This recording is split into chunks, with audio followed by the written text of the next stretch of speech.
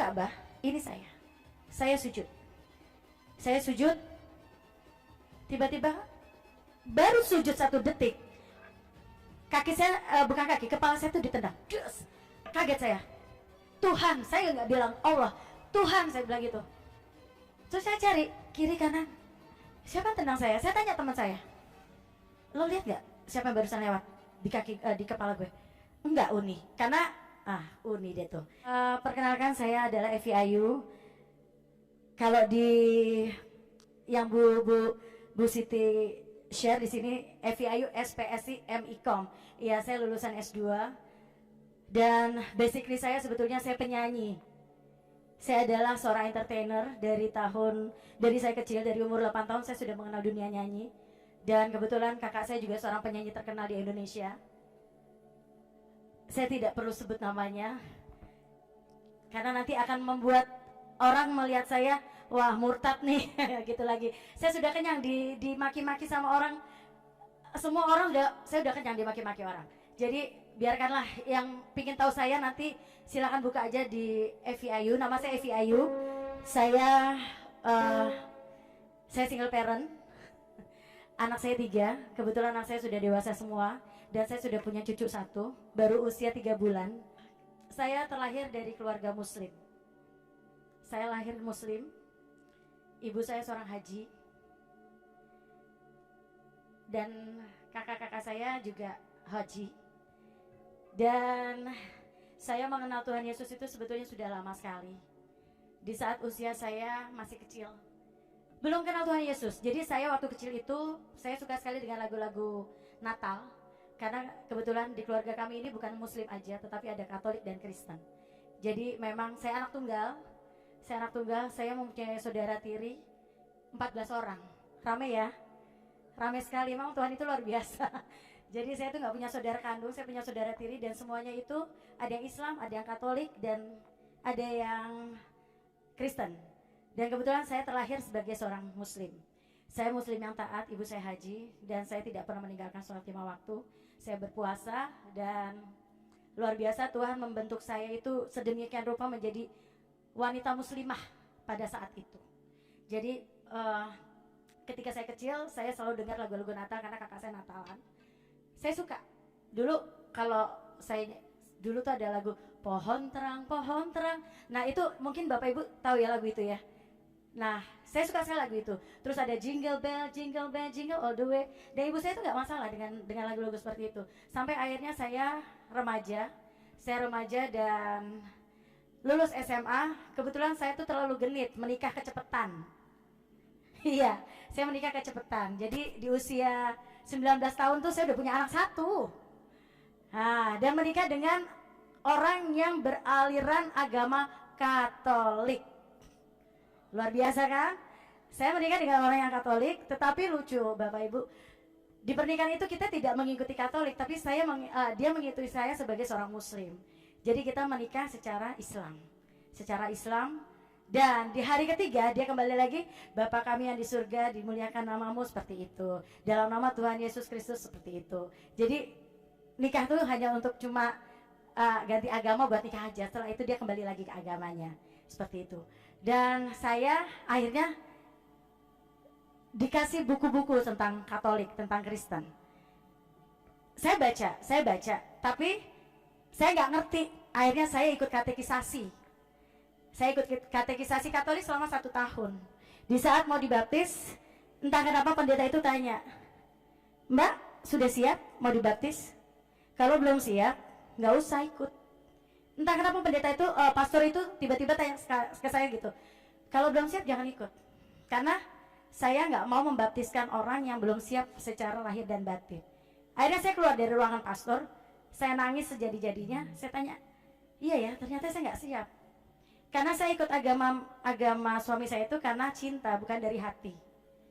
Karena saya cinta karena nggak mungkin dalam mengarungi rumah tangga itu ada 2 kemudi, harus 1 kemudi. Akhirnya saya mengalah. Padahal saya itu adalah muslim yang taat sekali. Saya tidak pernah lepas sholat 5 waktu. Saya tidak pernah lepas puasa Senin Kemis. Saya termasuk yang orang tua saya mendidik saya dengan baik untuk agama. Nah dari situ Saya kembali lagi ke Islam. Akhirnya kami bercerai. 3 tahun kemudian ibu saya meninggal. Semakin down. Saya semakin down. Saya tuh kalau cerita tentang mami saya selalu ingin nangis, karena memang kedekatan saya tuh sangat dekat sekali sama orang tua saya. Jadi ibu saya meninggal itu, saya betul-betul down dan benar-benar ngerasa bahwa hidup saya sudah hampa. Saya bekerja di sebuah perusahaan yang cukup ternama di Indonesia yang mengharuskan saya berhijab. Jadi saya ke kantor tuh berhijab terus. Saya berhijab, pulang kantor saya baru lepas hijab saya, dan sampai akhirnya bos saya bilang gini, Evi, kamu kalau sakit-sakitan gini terus, maksudnya sakit dalam kondisi batin saya, secara psikologi saya drop banget, karena belum lama suami meninggal, ibu saya meninggal. Akhirnya sahabat saya bilang, lo berangkat deh umroh, lo berangkat ke Mekah, minggu depan ya berangkat. Wah, saya langsung bingung. Oh iya. Saya bilang oh iya, kalau gitu saya berangkat umroh. Begitu saya berangkat umroh, saya dengan sukacita tempo hari, karena saya ngerasa bahwa oh inilah panggilan umat Islam untuk bisa umroh. Salah satu kewajiban dari seorang muslim harus bisa menginjakan kaki di tanah suci. Pada saat itu saya merasa bersyukur, alhamdulillah saya bisa ke sana. Tetapi entah kenapa, begitu saya sampai sana, begitu saya syai, saya tuh ngerasa bahwa saya saat itu biasa aja jalan keliling Ka'bah. Begitu saya pegang Ka'bah, saya bilang gini, Tuhan, tolong kuduskan saya. Seharusnya tidak seperti itu kan? Sebetulnya kan Allahumma, kalau saya sampai lupa. Ya itu Pak Pendeta, oh labaika, kalau ya itulah sudah ya. Itu saya jadi 7 kali saya keliling Ka'bah. Setiap saya pegang Ka'bah, Tuhan kuduskan saya, dan itu secara spontan. Saya nggak ada kepikiran bahwa Allahu Akbar, ya Allah ampuni saya, nggak ada. Jadi Tuhan kuduskan saya. Dan itu saya ngerasa bahwa oh Tuhan, kenapa ya saya kok begini ya? Padahal teman-teman saya semua tuh pada Allahumma labaik pagi gitu kan. Saya enggak, Tuhan kuduskan saya. Sampai akhirnya hari terakhir kita tuh semua berada tepat di tengah Ka'bah. Saya mengucap syukur ceritanya, karena saya mau kembali ke tanah air. 14 hari kita sudah di sana, 2 minggu saya itu Ka'bah, ini saya sujud, tiba-tiba baru sujud 1 detik, kaki saya kepala saya tuh ditendang, kaget saya. Tuhan, saya nggak bilang Allah, Tuhan, saya bilang gitu. Terus saya cari kiri kanan, siapa tendang saya tanya teman saya, lo lihat nggak siapa yang barusan lewat di kepala gue? Enggak, Uni, karena Uni dia tuh. Jadi saya memang bekerja di salah satu perusahaan yang cukup ternama di Indonesia, nggak perlu saya sebut namanya, dan saya dipanggilnya Uni. Enggak Uni, enggak. Emang kenapa Uni? Ada yang tendang kepala Uni? Enggak, aku nggak lihat. Saya diam, saya cari orangnya, apakah orang hitam. Kadang-kadang kan orang hitam suka kurang ajar kan, main tendang-tendang gitu. Ini nggak ada sama sekali. Jadi begitu saya bangun, saya langsung bilang gini, yuk kita kembali ke hotel, karena kita sudah mau check out. Sudah sampai di situ saya pulang. Di dalam pesawat itu pada saat itu adalah Ramadan, puasa. Jadi kita puasa Ramadan, di sana kita puasa Ramadan. Dan saya tuh, teman-teman saya semuanya puasa. Pulang ke Indonesia tuh puasa. Saya enggak. Tapi kalau ditanya teman saya, Evi, lo puasa? Puasa. Dikasih minum saya ambil, saya simpan, karena saya takut kehausan. Karena saya nggak boleh bawa air minum kan. Akhirnya ada teman saya ngasih minum, saya ambil. Divi, minum. Saya ambil, mereka sudah tidur semua, saya minum. Saya lihat kiri kanan, nggak ada yang ngeliatin saya, karena di sebelah saya tuh nggak ada orang. Waktu itu kami pulang ke Indonesia tuh pesawat kosong. Hanya rombongan saya dengan rombongan, ada beberapa tiga rombongan kosong. Jadi saya lihat kiri tidur, lihat kanan tidur, oh aman saya minum. Begitu buka puasa, mereka pada buka puasa, Vi udah buka puasa, oh iya buka puasa ya, makan korma, ikut makan korma. Sampai di Jakarta saya langsung bilang, kok gue begini banget ya, kok gue kayaknya nggak menghargai banget bahwa kegiatan rohani saya tuh kok saya nggak ada damai sejahtera gitu ya. Kayak saya tuh main-main aja gitu, entah kenapa saya nggak ngerti. Akhirnya sampai ke Jakarta, 1 minggu saya di Jakarta saya dikasih sakit. Baru pulang dari Mekah, dari umroh, saya dikasih sakit. Sakitnya waktu itu adalah pipi kiri saya. Pipi kiri saya ini kayak mau stroke. Jadi 1,5 bulan ini getar.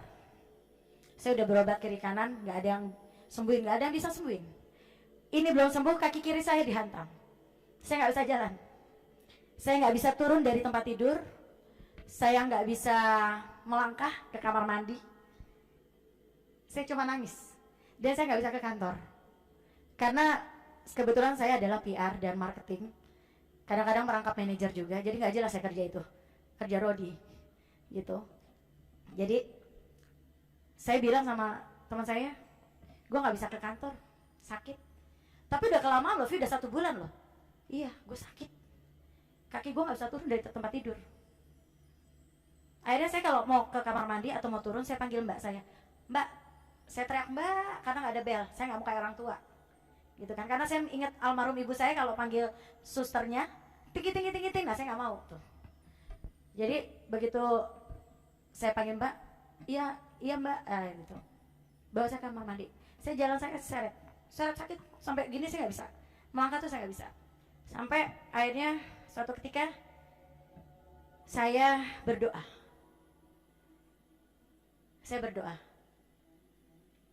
sama Tuhan. Tuhannya bukan Tuhan seberang, tapi Tuhannya saya tuju tuh Tuhan Yesus.